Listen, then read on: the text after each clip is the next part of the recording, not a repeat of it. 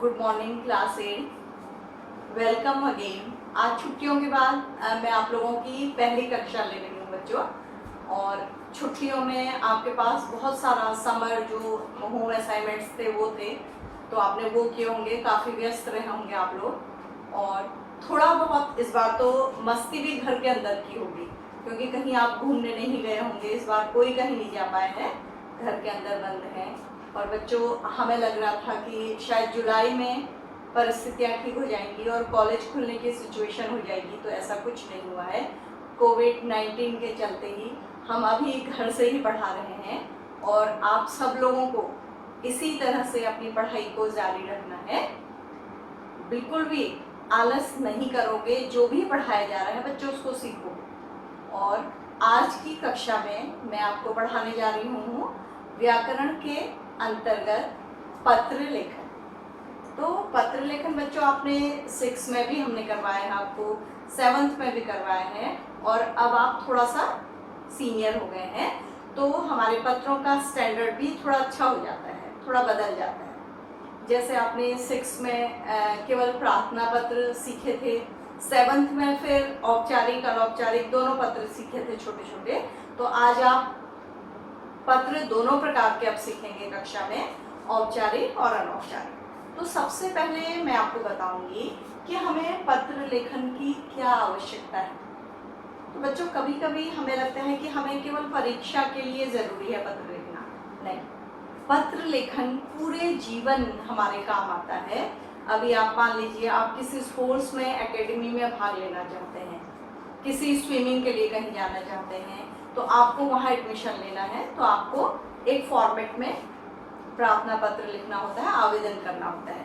किसी नए विद्यालय में जाते हैं, या आप विद्यालय नहीं आ पाते हैं, या आपको किसी, मान लीजिए आप बहुत अच्छे खिलाड़ी हैं, किसी खेल के शतरंज खेलते हैं, आपको कहीं बाहर खेलने के लिए जाना है, तो आपको अपने विद्यालय के प्रधानाचार्य को प्रार्थना पत्र लिखना होगा कि आप कहाँ जा रहे हैं, क्यों जा रहे हैं, उसका उद्देश्य बताते हुए। तो पत्र आपके रोज के काम की चीज़ है। मान लीजिए एक और एग्जाम्पल है, आपकी लाइब्रेरी में कोई बुक नहीं है जिसे आप पढ़ना चाहते हैं, तो आप अपने प्रधानाचार्य को पत्र लिखेंगे कि ये बुक लाइब्रेरी में मंगाने का कष्ट करें। तो इस तरह से ये पत्र आपको कक्षा में चाहिए, परीक्षा के लिए चाहिए। और आपके परीक्षा का एक हिस्सा है, 5 नंबर का आता है बच्चों परीक्षा में, इसलिए आपको पत्र पढ़ना है। और उसके अतिरिक्त जब आप बड़े हो जाएंगे, आप किसी फॉरेन यूनिवर्सिटी में एडमिशन लेंगे, इंडिया में ही कहीं एडमिशन लेंगे, तो भी आपको पत्र लिखना आना चाहिए। एक फॉर्मेट होता है। इसके बाद आप जॉब में जाएंगे, तो सारे ऑफिसेज में जो लोगों को, अपने कर्मचारियों को सूचना दी जाती है, या हम किसी चीज़ के लिए अप्लाई करते हैं, कोई सामान हमारे पास नहीं है, मान लीजिए हमारे पास हमारा कंप्यूटर खराब हो गया, हमें नया कंप्यूटर चाहिए, तो उसके लिए भी हमें एक निश्चित फॉर्मेट पर आवेदन करना होता है, अप्लाई करना होता है। तो पत्र हमारे रोज काम आने वाली चीज़ है। बड़े बड़े बिजनेस हाउसेज में, मंत्रालयों में भी पत्र एक निश्चित फॉर्मेट में लिखे जाते हैं। तो बच्चों, आप पत्र सीखेंगे आज। तो पत्र, सबसे पहले मैं आपको बताऊंगी कि पत्र 2 तरह के होते हैं। एक बच्चों होता है औपचारिक पत्र होता है, और दूसरा होता है बच्चों अनौपचारिक पत्र।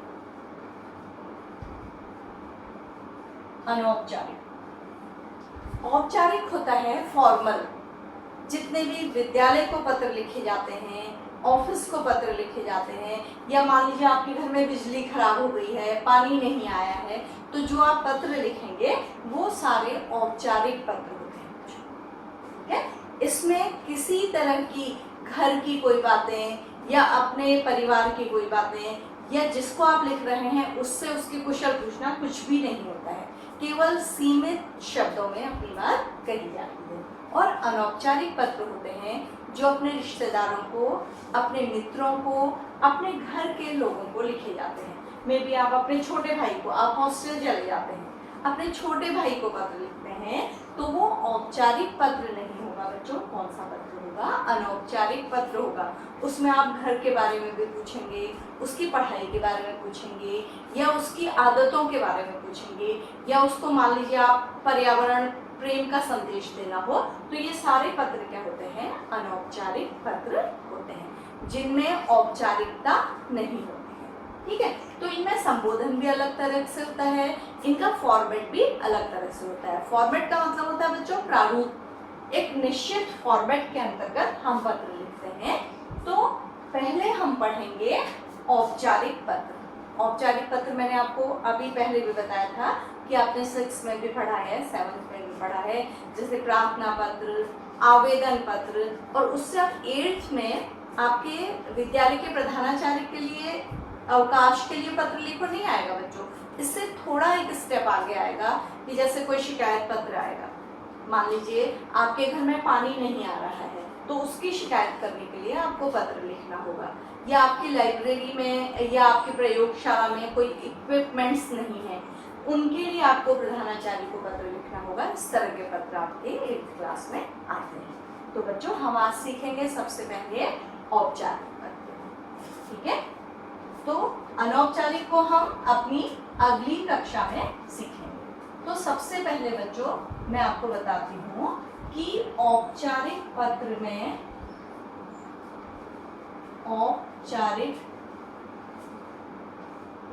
में क्या क्या विशेषताएं ऐसी होती हैं जिनका हमें ध्यान रखना पड़ता है। ठीक है, कुछ ऐसे नियम हैं जिनका ध्यान हमें औपचारिक पत्र में लिखना पड़ता है, वो मैं आपको पॉइंट करके बता रही हूँ एक एक करके।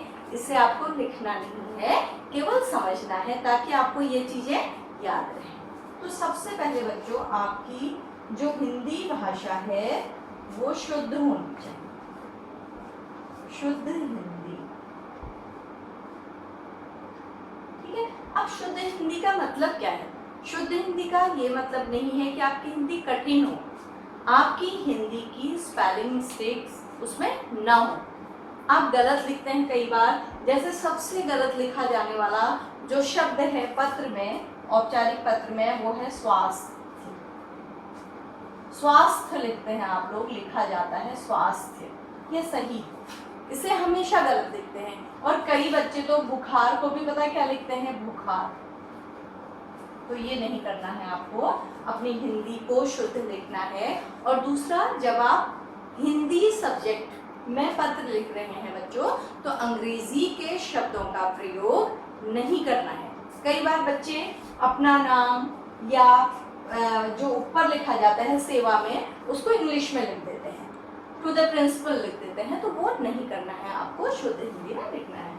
दूसरा आपका पत्र है छोटा और पूर्ण होना चाहिए पत्र में, क्योंकि ये औपचारिक पत्र है तो इसमें अन्यथा बातें नहीं लिखी जाती हैं। अपने घर की बात या अपने बारे में कोई बढ़ा चढ़ाकर वर्णन नहीं किया जाता है। जो सब्जेक्ट होता है केवल उसी का वर्णन किया जाता है, लेकिन छोटा होने के चक्कर में आपका पत्र अधूरा नहीं होना चाहिए। कैसा होना चाहिए? पूरा होना चाहिए। तो ये हम चीजें पहले मैं बता दे रही हूँ पॉइंट से, फिर मैं सिखाऊंगी। ठीक है, तीसरा होना चाहिए इसका सही प्रारूप या फॉर्मेट।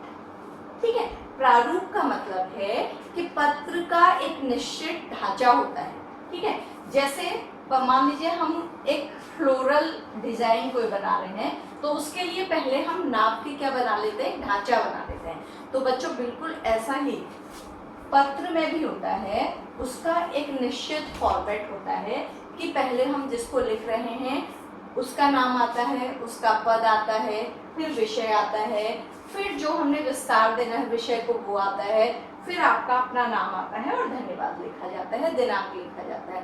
तो इसी सही फॉर्मेट में आपका पत्र होना चाहिए। तो आपके नंबर भी निश्चित होते हैं कि 5 नंबरों से आपको 2 नंबर अपने फॉर्मेट के भी सही लिखने के मिलते हैं। ठीक है, और चौथा एक फीचर है कि अपना नाम नहीं।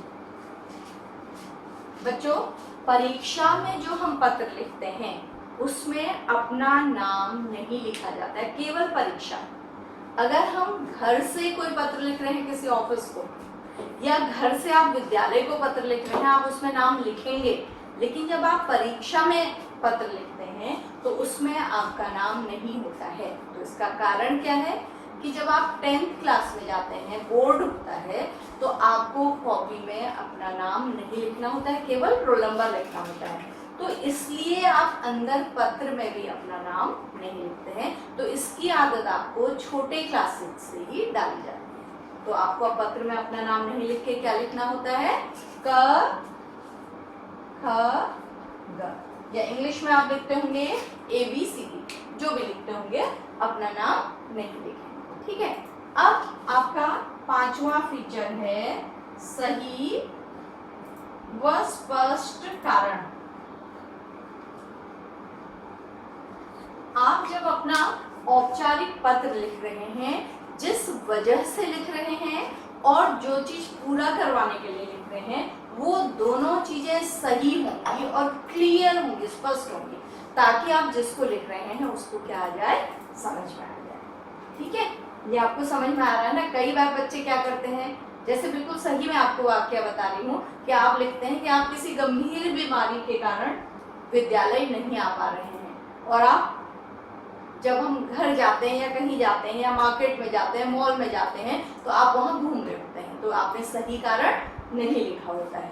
तो आप फिर कई बार एक बच्चे के साथ ऐसा ही हुआ था, उसने कहा कि उसके घर में मेहमान आ गए, तो उसने लिख दिया कि गंभीर बीमारी के कारण विद्यालय नहीं आ पा रहे। तो बच्चों ऐसे अस्पष्ट या झूठ कारण कभी मत लिखिए, सही और स्पष्ट कारण आपको लिखना होता है। अगला आपका फीचर है बच्चों सरल व छोटे वाक्य। छोटे वाक्य, आपको जब पत्र लिखना है तो उसमें अपने वाक्यों को छोटा लिखिए और सरल लिखिए, ताकि पढ़ने वाले की समझ में आ जाए और आपका काम आसानी से हो जाए। अगला आपका होगा 7वां फीचर विराम चिन्ह। कई बार बच्चों हम पत्र अच्छा लिखते हैं, सही होता है, लेकिन उसमें सही जगह पर सही विराम चिन्ह नहीं लगे होते हैं, जिससे वाक्यों के अर्थ बदल जाते हैं या वाक्य क्या हो जाते हैं, स्पष्ट हो जाते हैं। तो विराम चिन्हों का पत्र में अत्यधिक महत्व है। और 8वां फीचर है आपका पत्र सभी क्या होते हैं, समान होते हैं। अगर आप एक औपचारिक पत्र सीख लेते हैं, उसका प्रारूप आपको आ जाता है, तो अन्य पत्रों में आपको ज्यादा मेहनत करने की कोई जरूरत नहीं होती है। केवल जो विषय बदलता है मिडिल में, बीच में, वो आपको बदलना होता है और आपका सारा पत्र क्या होता है, समान होता है। ठीक है। और 9वां फीचर है बच्चों दिनांक। आप कब पत्र लिख रहे हैं औपचारिक, वो दिनांक उसमें होना चाहिए, क्योंकि जब आप ऑफिस को भी लिखेंगे तो आपने वो पत्र कब लिखा, कब वहां जमा किया और क्या चीज आपने उसमें लिखी है उसका। जैसे आप मान लीजिए विद्यालय के लिए लिख रहे हैं, अवकाश के लिए, तो दिनांक 2 जगह पर होगा। एक उस दिन जिस दिन आप पत्र लिख रहे हैं, और दूसरी जगह दिनांक होगा किस दिनांक से किस दिनांक तक आपको अवकाश की जरूरत है। या आप विद्यालय के लिए किसी शतरंज खेलने के लिए आप बाहर जा रहे हैं, तो किस दिनांक से किस दिनांक तक। और या मान लीजिए भाई के विवाह में जा रहे हैं, तो किस दिनांक से किस दिनांक तक, कितने दिनों की, दिनांक और दिन, ये दोनों स्पष्ट होने चाहिए, उसमें एकदम से क्लियर होना चाहिए कि किस दिनांक से किस दिनांक तक आपको अवकाश चाहिए, या आपको बाहर जाना है और कितने दिनों के लिए जाना है। अगला है इसमें 10वां फीचर है बच्चों धन्यवाद। क्योंकि ये पत्र हम लिखते हैं अपने प्रधानाचार्य को, किसी कार्यालय के ऑफिसर को, किसी कर्मचारी को, तो वो उससे हमारा औपचारिक संबंध होता है, उसे हम जानते नहीं हैं। तो पत्र के अंत में धन्यवाद लिखना कभी मत भूलिए, आपको धन्यवाद लिखना है। ठीक है। तो ये 10 फीचर हैं जो आपको पत्र में शामिल करने हैं, इनको ध्यान रखिएगा, एक बार देख लीजिएगा।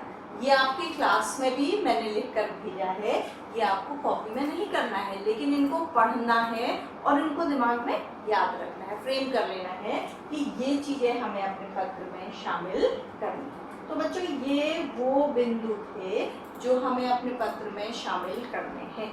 अब आइए औपचारिक पत्र का जो प्रारूप है उसे सीखते हैं हम लोग कि औपचारिक पत्र किस प्रारूप या किस फॉर्मेट में लिखा जाता है। ठीक है, अब औपचारिक पत्र का जो प्रारूप है, प्रारूप का मैंने मतलब बताया आपको। मान लीजिए हमें एक पेन का चित्र बनाना है, तो पहले हम क्या कर लेते हैं, रेखा खींच लेते हैं इस तरह से। उसके बाद हम इसमें पेन में जितने फीचर हैं उसके, जैसे हमें कैप बनानी होगी, ये दिखाना होगा, ये अलग कलर दिखाना होगा, फिर हम उसे बनाएंगे। तो पहले हमने क्या बना लिया, एक प्रारूप बना लिया। तो बिल्कुल ऐसे ही बच्चों पत्र का भी प्रारूप होता है। तो वो फॉर्मेट, उस फॉर्मेट के लिए अलग से नंबर होते हैं और अपना विषय आप बीच में लिखते हैं। तो वो प्रारूप ही मैं आपको सिखा रही हूँ। वो प्रारूप लगभग सभी पत्रों में बिल्कुल समान होता है। तो प्रारूप में सबसे पहले प्रारूप के लिए जानने का ज़रूरत है कि ये प्रारूप हमारा सारा लेफ्ट हैंड साइड में लिखा जाता है, मार्जिन के साथ लिखा जाता है बच्चों। जिसको हम भेज रहे हैं उसका एड्रेस, उसका पदनाम भी इसी साइड में लिखा जाता है। फिर पत्र भी यहीं से प्रारंभ होता है, वो पूरे तक जाता है यहाँ तक, और फिर हम अपना नाम भी यहाँ पर इस बाएं हाथ की साइड में ही लिखते हैं। दाएं हाथ हमें बिल्कुल नहीं जाना होता है, तब जाना होता है जब हम पत्र को बीच में लिखते हैं। तो सबसे पहले जो पत्र में है, फॉर्मेट के 5 भाग हैं। सबसे पहले देखिए, पहला भाग लिखा जाता है सेवा में, सेवा में। अब दूसरा हमें किसको लिखना है, क्या लिखना है। मान लीजिए हमें विद्यालय के लिए पत्र लिखना है, तो हम लिखेंगे प्रधानाचार्य। ठीक है, प्रधानाचार्य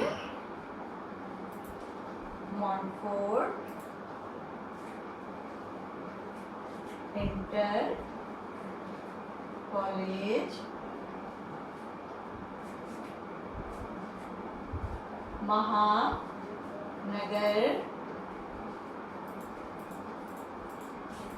लखनऊ। अगर आप अपनी कॉपी में पत्र लिख रहे हैं परीक्षा में, तो आप ये एड्रेस बदल भी सकते हैं, आप कहीं को भी लिख सकते हैं। जरूरी नहीं कि आप अपने विद्यालय को लिखें, लेकिन जब घर से आप सही में लिखते हैं विद्यालय को, तब आप ये एड्रेस लिखेंगे। तो सबसे पहले हमने जिसको लिखना है, ये हमारे प्रारूप का पहला भाग। ठीक है, इसके बाद हम एक लाइन छोड़ देंगे। ये जो मैं लाइन खींच रही हूँ, इसका मतलब है यहाँ पर हमें एक लाइन क्या करनी है, छोड़नी है। दूसरे में होता है हमारा विषय। ये खाली मैं प्रारूप सिखा रही हूँ, ये 1-2 आपको जब सही में पत्र लिखना होगा, कुछ नहीं लिखना होगा। ये विषय, तो हमें यहाँ पर लिखना है पत्रिका मंगाने हेतु।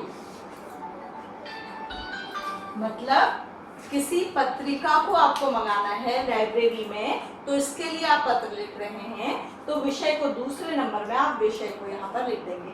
इस एड्रेस और इस विषय के बीच में आपको कितनी लाइन छोड़नी है, एक लाइन छोड़नी है।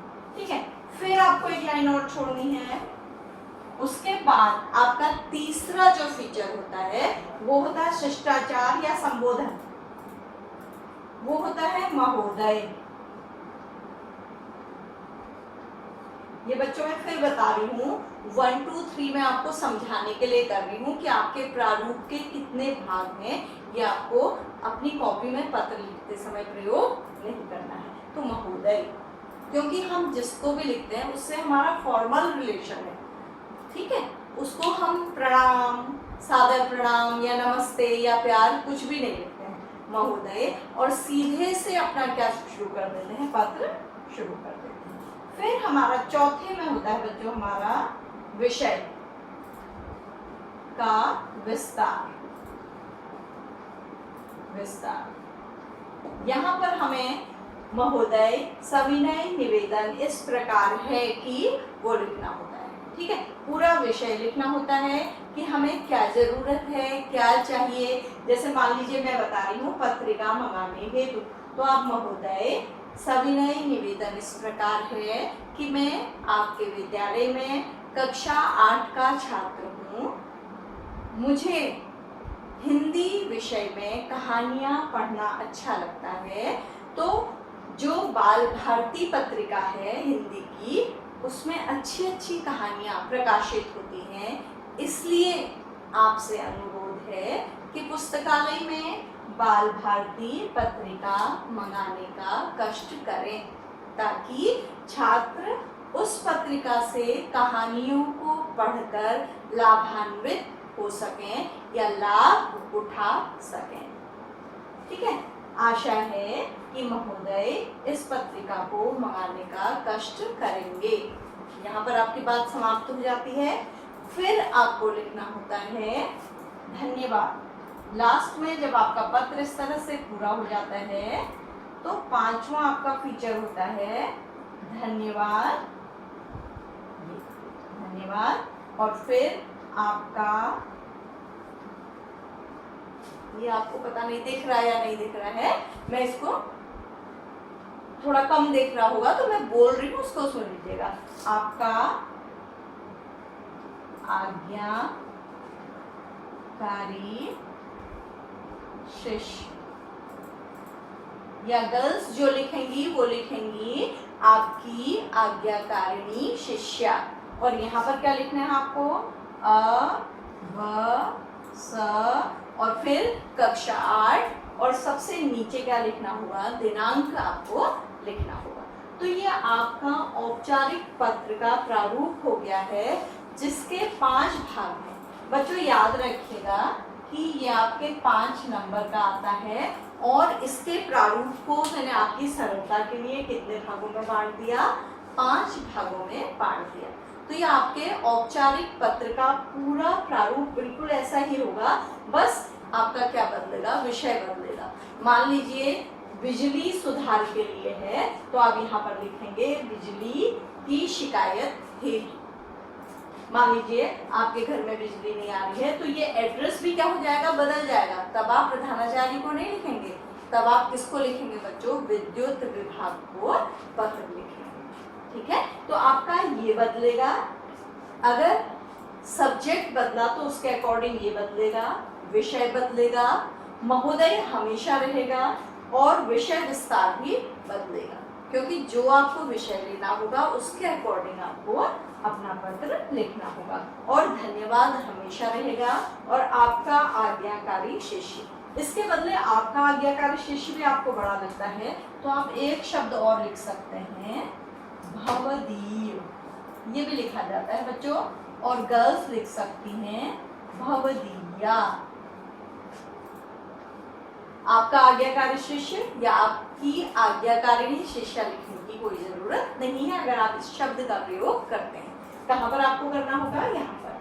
ठीक है, इसकी जगह पर आप भवदी या भवदिया का भी प्रयोग कर सकते हैं। कक्षा 8 और फिर सबसे नीचे क्या होगा, दिनांक होगा। तो ये बच्चों आपका पूरा फॉर्मेट हो गया।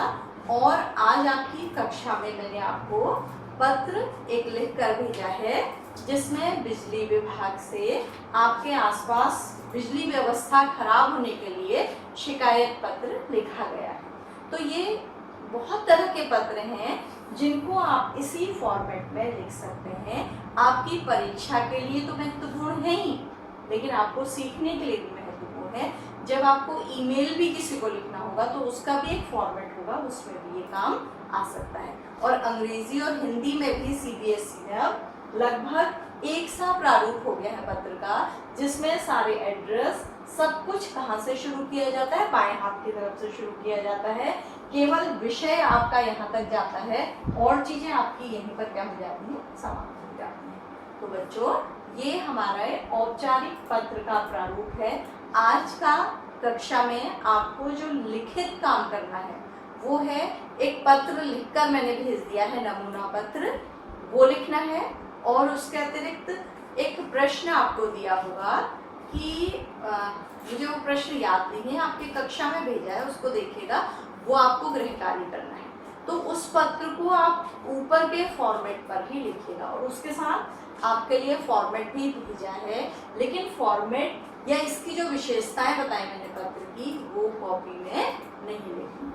तो आज की कक्षा को हम इस बात के साथ यहीं पर समाप्त करते हैं कि पत्र दो प्रकार के होते हैं, औपचारिक और अनौपचारिक पत्र। आज हमने सीखा औपचारिक पत्र, जिसका एक निश्चित प्रारूप होता है, जिसकी कुछ विशेषताएं या फीचर्स होते हैं जो मैंने आपको बताए। इसके अतिरिक्त मैंने आपको लिखना सिखाया और हमारे बच्चों को पहले से ही पत्र लिखने का अभ्यास है, तो आपके 5 नंबर का ये क्वेश्चन आज सॉल्व हो गया है। अगर आप सही पत्र लिखेंगे, आपकी भाषा सही होगी और कारण सही होगा, सब कुछ सही होगा, प्रारूप सही होगा, तो आपके 5 नंबर कहीं नहीं गए। पत्र में हमें पूरे नंबर मिल जाते हैं। और आप अगर हिंदी फिर 9th 10th में भी आपको पत्र काम आएगा, इसलिए आपको सीखना